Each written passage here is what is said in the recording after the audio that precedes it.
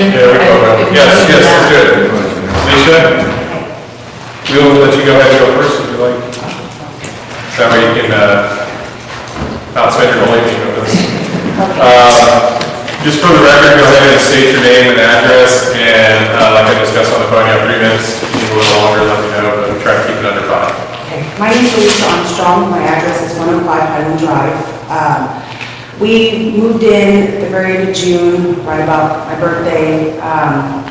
We haven't been there very long, only about 8 months, and we've noticed there's been a lot of problems that were undisclosed, like the plumbing issues, the backups. We were told that that was just a one-time occurrence due to high rain.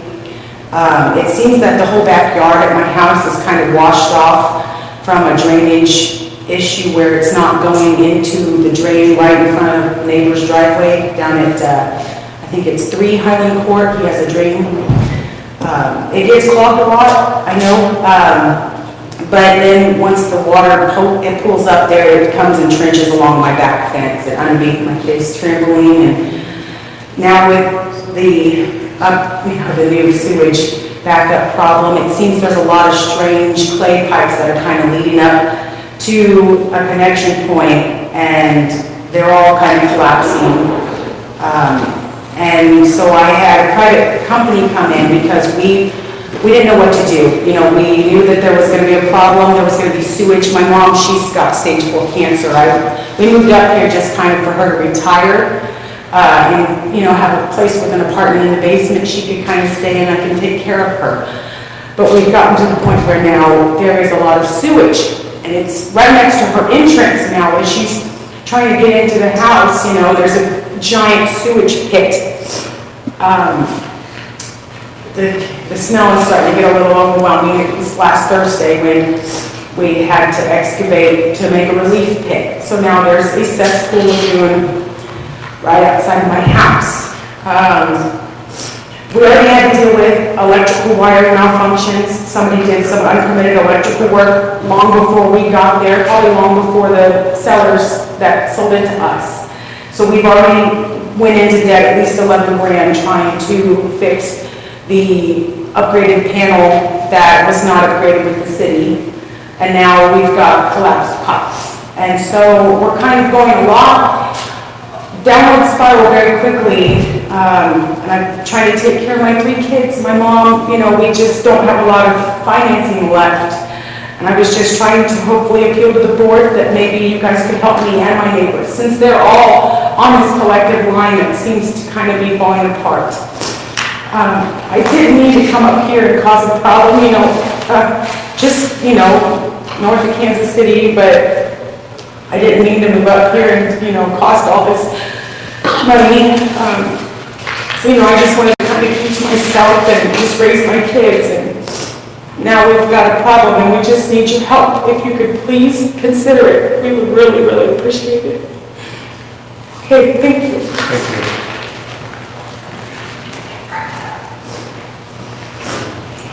Cynthia, I know you sent out an email to us as well. Correct.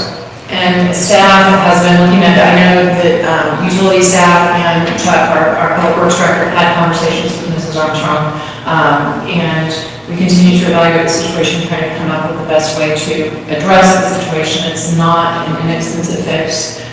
We understand the impact that has on the homeowner. Unfortunately, because it is in the service line, that is the homeowner's responsibility. But we need to be able to look at varying options that we could look at in addressing the situation. And because of the exposed sewage and the situation there, we're looking at that very seriously, and hope to be able to bring some information back to you all in the near future as to some type of a solution that we could come up with on that. Does anybody else have any questions? The sewer line, it goes across the cul-de-sac, which is city property, I would assume, because it's a street, and then it runs between the other houses across the way and hooks to the main sewer. So I don't see why we'd have to be responsible for that. That should be. Understood. That's one of the underlying problems. Is there are a number of service lines connecting to the main line, and so there are multiple properties that are affected. We're not entirely certain of the extent to the number of properties that do contribute to that. Is that correct? Correct. And that's part of the problem, is assessing what the problem is and a larger solution so that we can address the entire situation. Thank you. Any questions? Okay, Dan? Your show. Good evening. I am going to walk you through a quick update of our fiscal year 20 budget. We are 3 months into the budget year, or I should say January 31st was 3 months into the budget year, and we typically do some quarterly budget presentations with the board. So I'm going to walk you through a few things of note. This way. Is it turned on?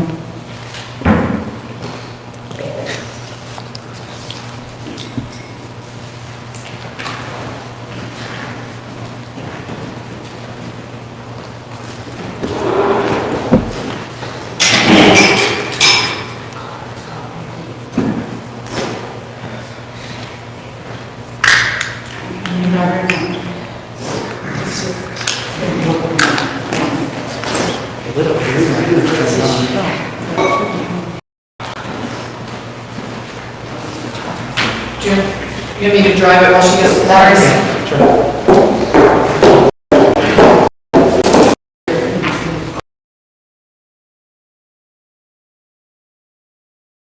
Year so far. We have not updated the projections at this point. We usually use the time between the 3-month period and the 6-month period to kind of revise those projections. So currently, anytime we talk about projected dollars either received or spent, we're talking about what we budgeted. The budget figures that we're going to talk about today do include the amendment that was approved back on January 7th. That was the only amendment we've done in the 20 budget so far. And I also want to note that the expenditures as we prepared this budget about being a 27 payroll year. We've already had 7 of those payrolls, so about 26% wage expense. Just a quick follow-up on some of the more detailed information. In the regular board packet was the January budget update. That has a lot of detailed information on specific expenditure accounts.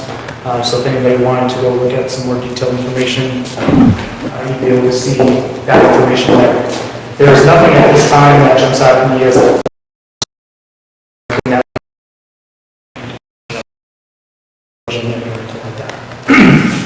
So I'm going to kind of walk through each of the major funds that we have here. The general fund, we've collected about 36% as of January 31st. A big portion of our revenue in the general fund comes from property tax, and about 97% of that's already been collected. So that's why that number seems, or that percentage seems so high. Expenditure-wise, I wanted to point out first that $5.4 million budget figure includes $885,000 for those one-time expenses. So improvements here at City Hall, Hamlin Road, and some park improvements. So when we pull those one-time expenses out, we're really looking at about $4.5 million of operational expenses. And again, I just want to reiterate, 4.545 of revenue, balanced budget part. So as we look a little further into general fund revenue, as I mentioned, big pieces here. The first one is property tax. So we budgeted $867,000. To date, we've received $811,000. I said 97% earlier, but that 93% is what we collected to date. That's not atypical by any means. So if we look at 19 and 18, where were we at this time those 2 years? We had received $763,000 this time last year. We ended up with $855,000. So at the 31st, $3,000. If we look back 2 years, about 90% at this point we've been already received. So if we take that 800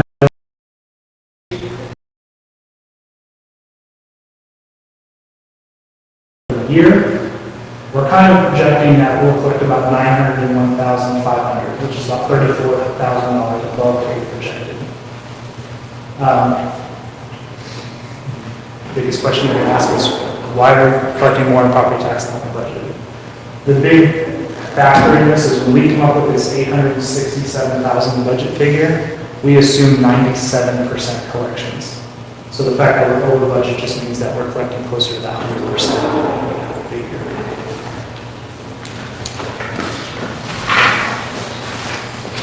One of the next big pieces is our sales tax revenue. It's actually the largest piece in the general fund.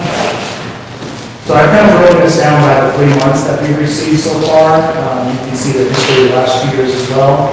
So November, December, January are there for you to see. The only month really of any kind of major concern, not a major concern, but this month of December, 2 years ago we were at 142, last year we were at 110. We're back up to 119, but not quite up to where we were back in 18. But overall, quarterly through the year, we collected 25.8% of our sales tax revenue that we budgeted for the year. If we kind of use those numbers in past history to make some projections, those indicate that we'll have a total collection this year of $1,133,000, which is about $50,000 over what we budgeted. These numbers that we have right now to date don't include any sales tax revenue from TIP. None of those have actually been sent to us yet. And it's a little difficult to read here, but I'll kind of walk you through why this is so hard to do a projection on and kind of follow some trends on, is if you take that $119,000 that we received in the month of December, we received it right on the 15th of the month. That actually is what the state calls its November 1st tax distribution. And that $119,000 is actually $15,000, just under $16,000 for November, month of November 2019. $54,000 for October 2019, $47,000 for September 2019, and then if we go back through the rest of the 19 budget year, there's $941 that trickled in for those 9 months, and then there's even $662 of sales tax revenue from even before that, the fiscal year 18 budget and before that. So as much as we're trying to track all this and really kind of look at some things, it's really hard to take where those figures are actually, what months those figures are actually coming in for, and try to talk about sales in general and how our city is improving on sales and things like that. So we do track all this stuff, we do look at it. We have a limited amount of people just by actually state law who can see all the detail. But we do look at it on a monthly basis and do some evaluations. So in general, sales tax, looking right on track, or even just a little bit above where we hope it's going to be. And as the TIP comes in, we start to see those sales tax revenues, we'll update you again. I imagine the TIP proceeds will be a chunk of maybe the 6-month budget. Use tax revenue. A little bit of a different story here, and don't know exactly all the reasons why. So, Yes, been on Amazon. if you look at the fiscal year 18 to fiscal year 19, those sales tax or use tax distributions took a pretty good jump, 13 to 18. I guess 20 to 20 stayed the same, 17 to 26, pretty good jump. And we've been tracking this for also several years now, and we kind of assumed that there was going to be another big jump this year in the 20 budget. So we budgeted $343,000, and year to date, that 18 stayed about the same, the 27 went up, but this month went down. And I know it's not displayed up here for you yet, because it's after the 3-month period, but if you look at February went down as well from last year. So we're doing as much digging as we possibly can to try to figure out why that is. It's a very similar situation to the sales tax revenue, where the money you receive in a certain month is actually broken down by lots of different months. So not always the clearest picture to be able to see. But at this point, we're looking at current projections of about $323,000, which is $20,000 under what we budgeted. Just for reference, that $343,000 budget figure is about $40,000 more than we received last year. So we thought we were going to see about $40,000 jump in revenue. You might only see about $20,000 jump in revenue. So we're still increasing, just not quite at the rate that we hoped to for this specific year. What are some of your initial thoughts as to why that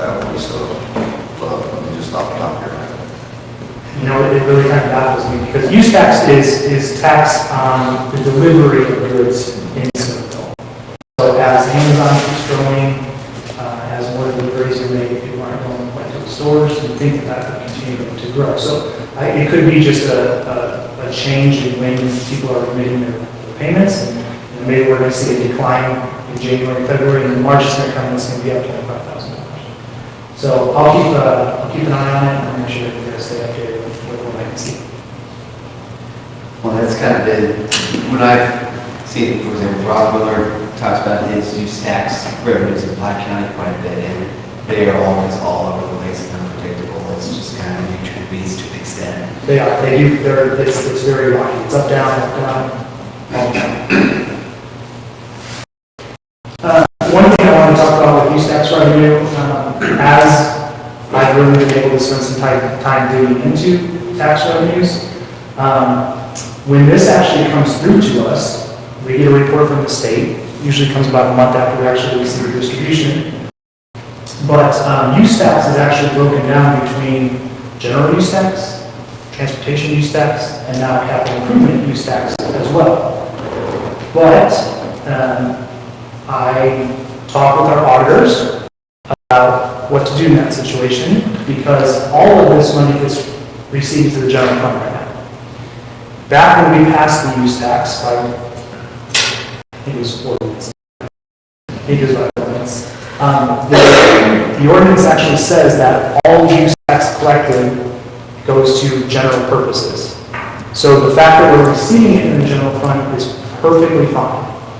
But we should at least still have a conversation. It doesn't necessarily have to have the conversation now, but if we ever want to change that, we could redistribute this revenue and apply some of it to transportation, some of it to capital improvements, and then maybe to pipes and stormwater. So I don't know if that's, obviously we would take this 343,000 represents basically call it 2%.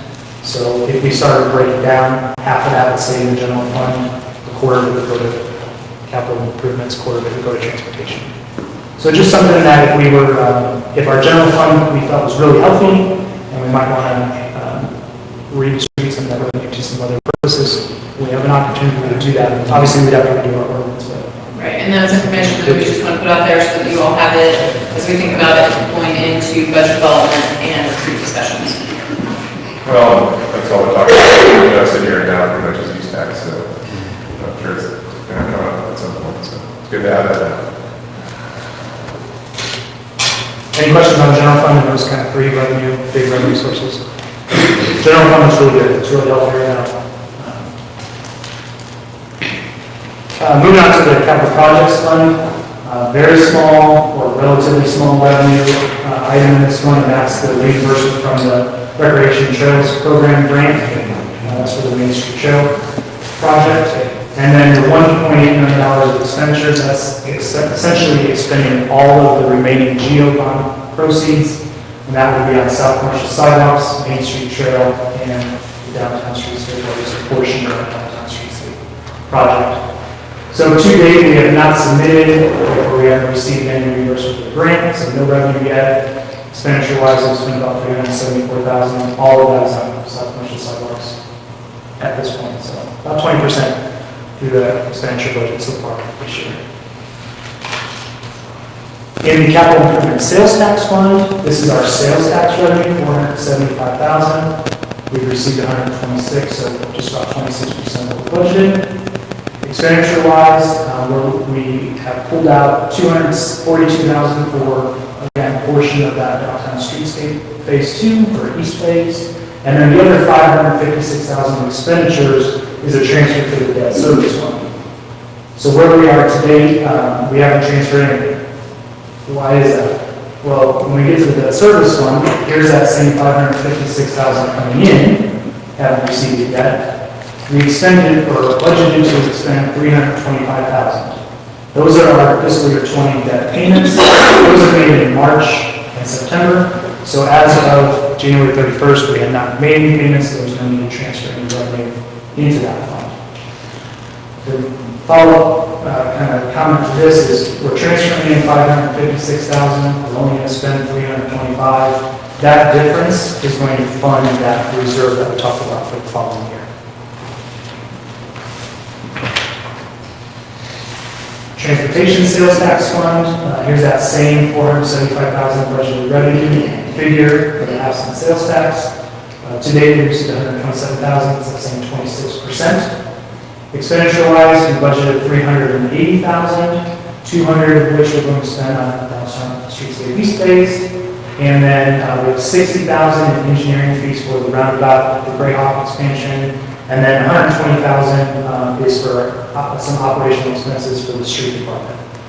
So to date, we spent about $22,000 of that full $380,000. All of that $22,000 out of this $120,000. So really, we're about 20% or 18% of what we budgeted in operational expenses so far. In the water and wastewater systems fund, budgeted revenue $4.3 million. We've received just over $1 million so far, about 23%. That budgeted revenue breaks down kind of between sales and penalties for anybody who pays late. $631,000 of impact fee revenue associated with building permits and new development, and $214,000 of that is connection revenue, lease revenue, and stormwater fees. Expense-wise, we budgeted just under $7 million. $3 million of that is for one-time expenses. That's the wastewater master plan, the new slip line program for the sewers, the Raw pump station, the Main Street water line, 144th Street pump station, and the Hawthorne sewer project.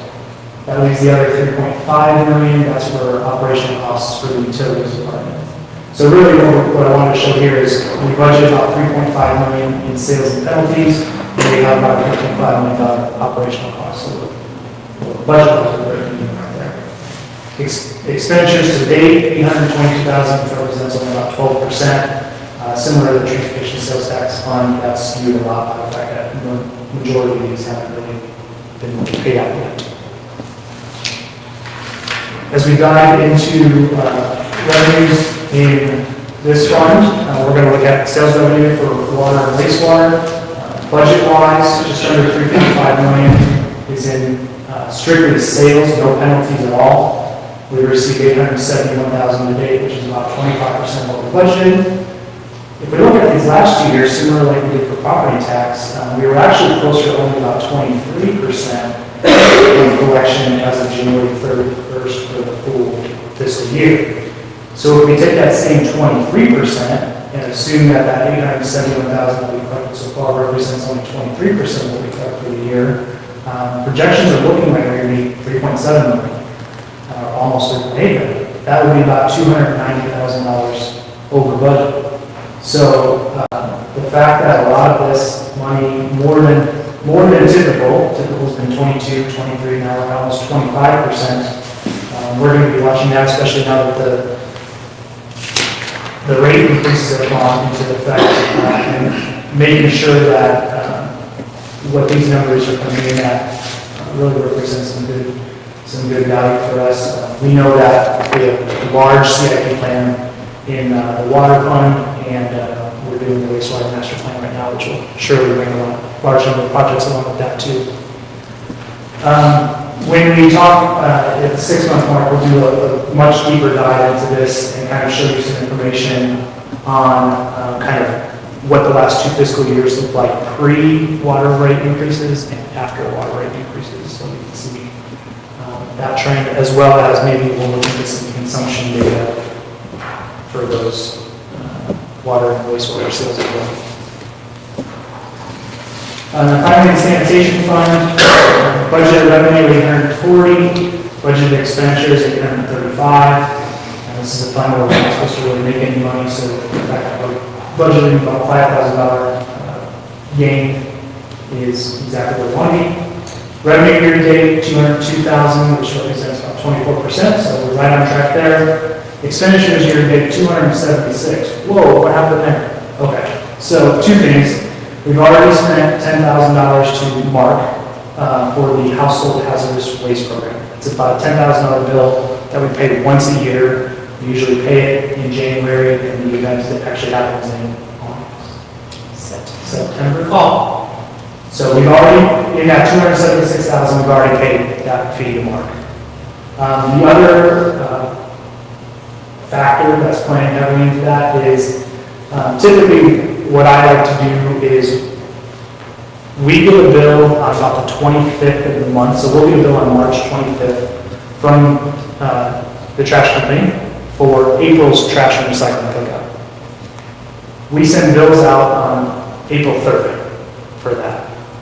So I usually like to send those bills out, then pay WCA, and then we start to, people pay their bills and we collect that revenue back. When I was on FMLA leave, there was an oversight where one of these months got paid ahead of time. So we actually had a month where we paid twice.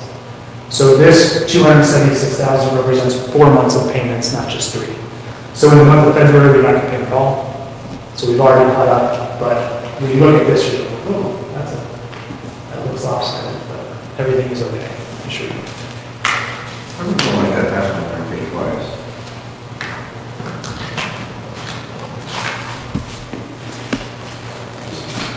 It's something that you have to pull that vendor up and really look at that history if you want to see when you pay it. And when I was on leave, somebody that normally doesn't make those payments was making those payments and didn't do the due diligence to look back and see, you know, when do I normally pay this? They got the invoice, they paid the invoice. So it wasn't a case where they paid it twice? No, two completely separate early is a better way to say yes. And it has to do with timing because I think the bill came in on the 25th and we ran checks on the 27th. So it was like right at that time where, you know, if the bill came in on the 27th, those checks were already done, so it would have waited until the next week anyway. And would have been wrong. Dan, do you have much else on there? We need to take a little bit of a break. I don't, we're good. Do you guys have questions for me? Yeah, questions for you? Let me know if you have any questions. All right, appreciate it, thank you. Absolutely. We'll go ahead and entertain a motion to adjourn the work session. Guess we can at least one minute break. Second. Alderman Wilson. Second. All in favor of adjourning, say aye. Aye. All opposed, say no. We stand adjourned for like 2 minutes, so. Guys, have a good evening.